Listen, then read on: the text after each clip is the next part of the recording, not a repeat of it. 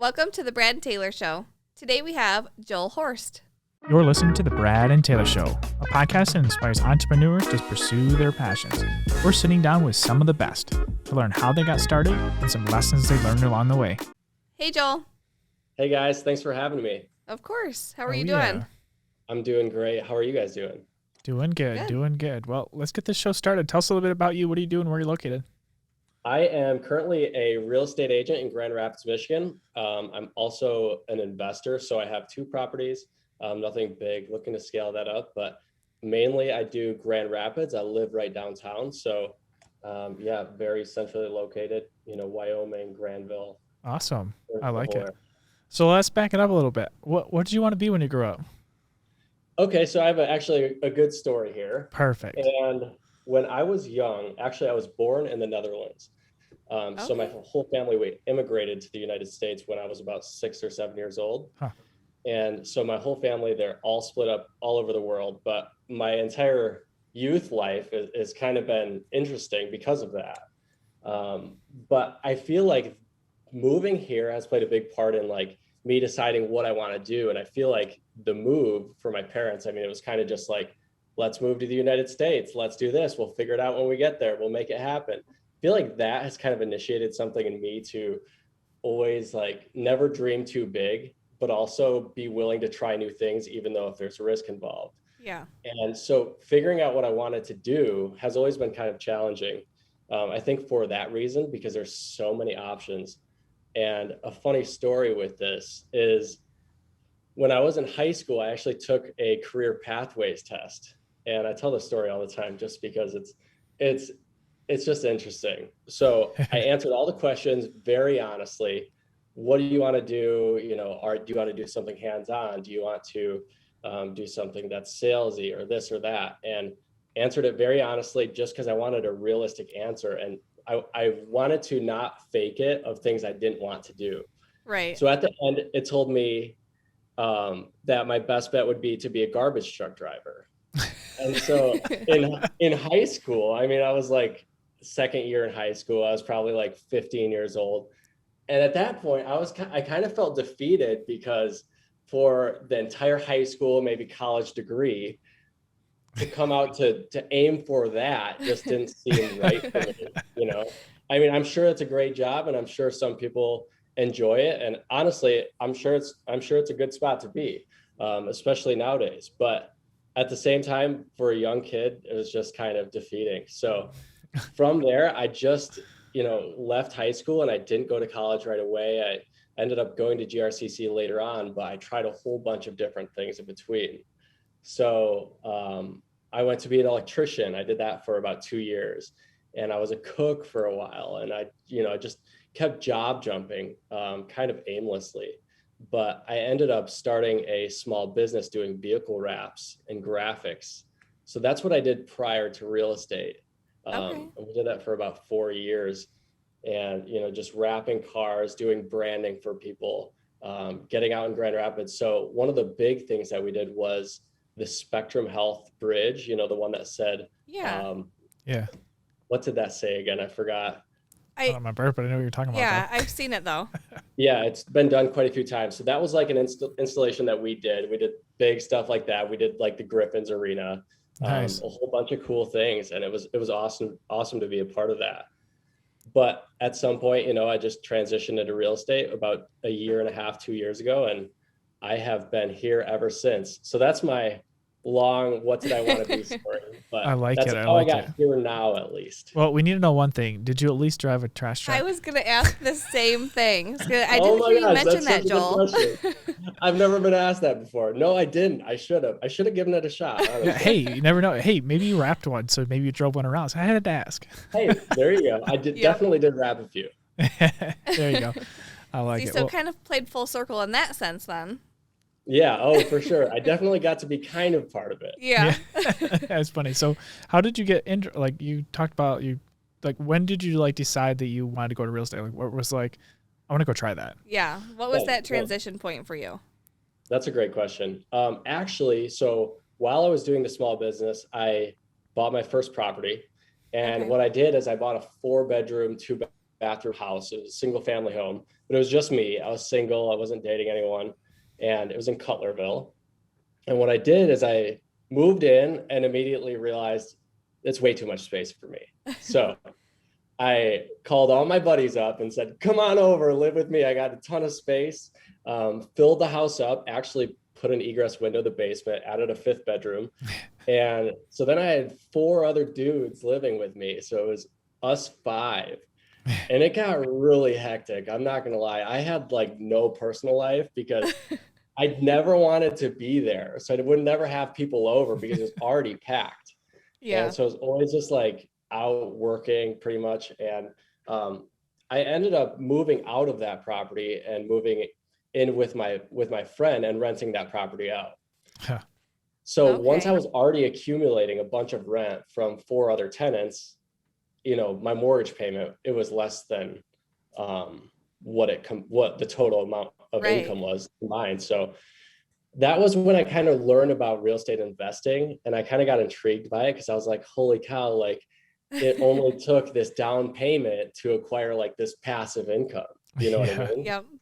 It's like the cost of cash flow, really. So from there, I kind of got hyped about real estate investing, and I got hyped about real estate in general, but I didn't really want to buy more rentals without having an easy out, which is not something I believe in because easy out is never something I rely on. But getting a real estate license kind of would help me be able to, juggle properties, or if I needed to offload 1 or 2, it'd be okay. And if I wanted to acquire more, that would be great. So it was kind of just that inspired me. Maybe I should just get my real estate license.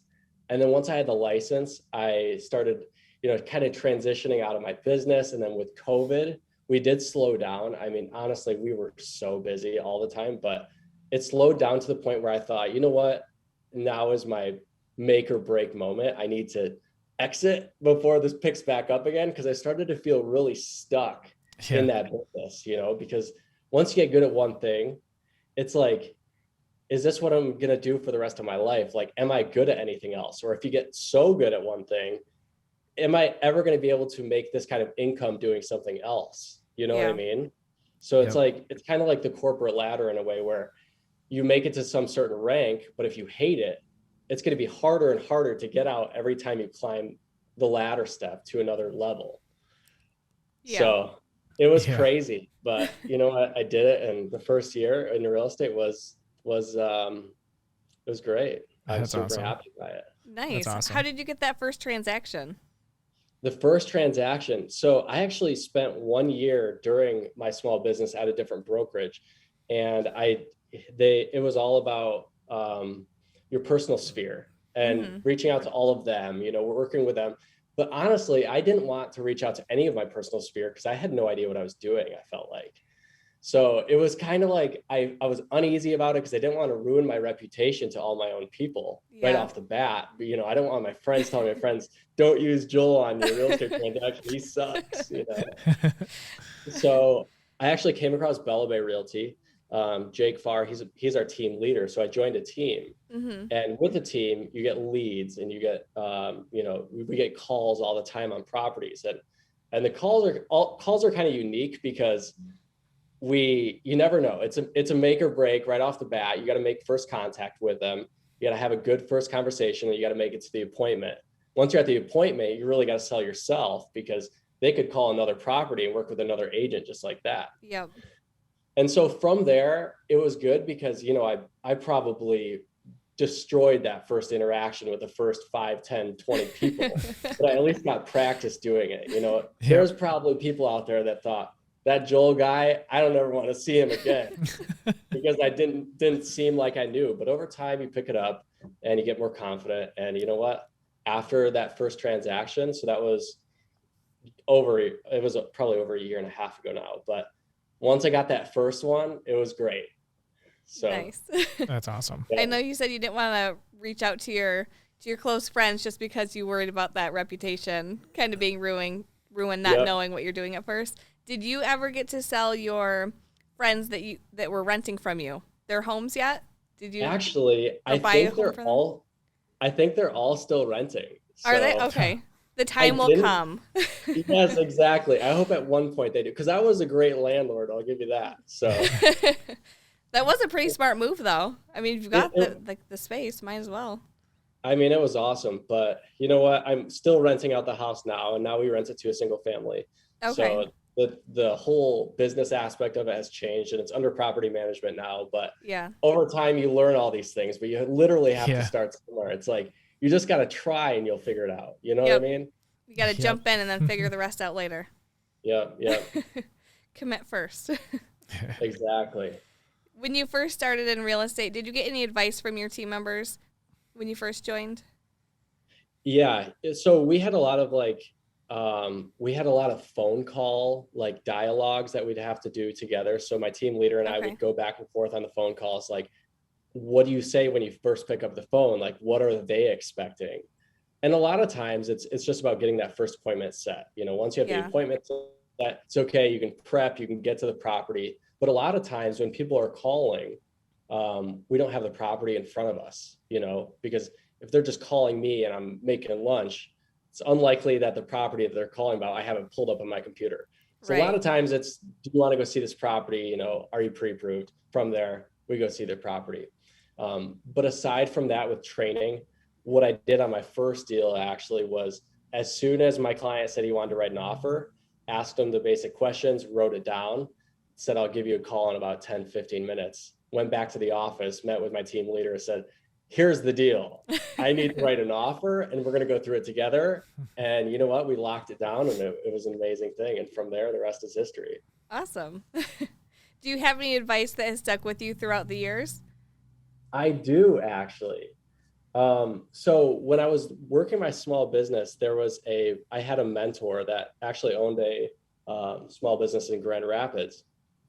And he did a very similar thing. He actually contracted our business to do a lot of the installations.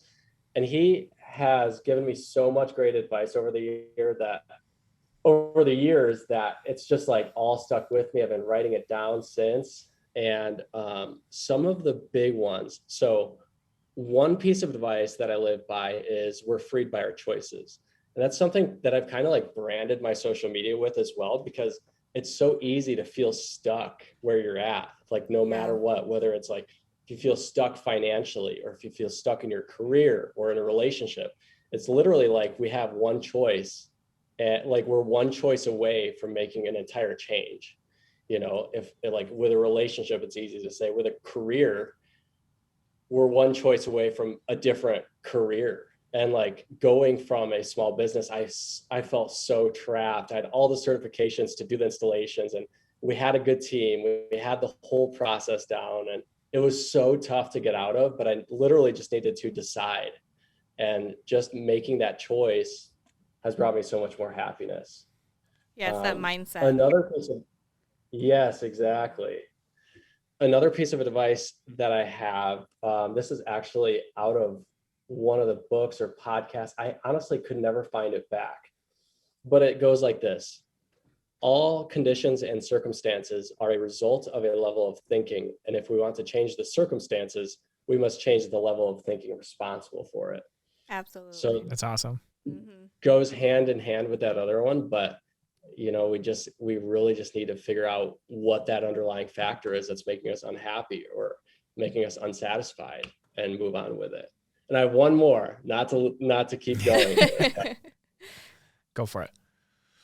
This other one is that it's basically the concept that it's all risky and that the minute we were born, things got risky. And if we think that trying is risky, then wait till we get the bill for not trying. So it's like, it goes along with like business, it goes into investing, it goes with marriage. Like investing is a great example. So imagine if someone said investing is risky. Imagine how risky it is to not be investing. It's crazy if you think about it. And the end of this piece of advice goes, if you think you're going to get out alive, think again, because it was risky the day we were born, but we're all going to die anyway. Yep. So Yep. we might as well try, right? There's literally no impact on not trying. So Exactly. Do you have a favorite book that you've read? I do. One of my favorite books is Take the Stairs by Rory Vaden. This is actually one that was recommended to me by my mentor back in the day. Okay. And this, it's all about not taking the easy out. And so like, if we think about it like an escalator and a stairway, obviously we should take the stairway. Well, generally speaking, it doesn't matter, but in business and in anything else, like sometimes the easy out isn't the way to go. And that we should really be pushing ourselves to like our maximum intensity if we want to reap the benefits of a successful life. That we have to accept the way things are, even if they're difficult, and get through them rather than trying to find the shortcuts, because the shortcuts lead to like a longer, hard run. Yes. That's true in a lot of situations. It is, isn't it? Yeah. What was that book called one more time? I don't think I've read that one. It's called Take the Stairs, and it's by Rory Vaden. Okay.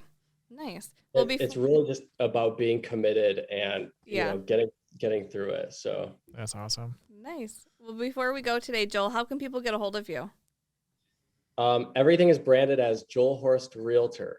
So Instagram, Facebook, text me 616-717-2465, and email is joelhorstrealtor@gmail.com. Well, awesome. Hey, thanks for coming on and sharing your story with us today. Thanks for having me, guys. Are these working? All right. Here we go. Oh, there we go. I think that worked. Should we tell them? Mine keeps falling. It doesn't like my voice. What do we got to tell them? Subscribe. Subscribe. What do we got to point at it? Hey, I think there's a subscription button. Like It might be there. might be right there too, Somewhere. somewhere. Find it. It's red. Yeah, and it's Red. blue. It's green. I don't really know. It's a color. This mic isn't even attached. Did you plug these in? Well, I guess. I wonder if they can hear us. Yeah. I wonder if they hear us. Well, we should probably tell them if they can hear us. We should probably tell them also give us a 5-star review if they're listening on Apple. That'd be cool. 5 stars, review. guys. Share it with everybody they can think of. We won't take But- 4 stars. I mean, Taylor, I don't even think these are on. I mean, No, I don't think this is working. This is not working.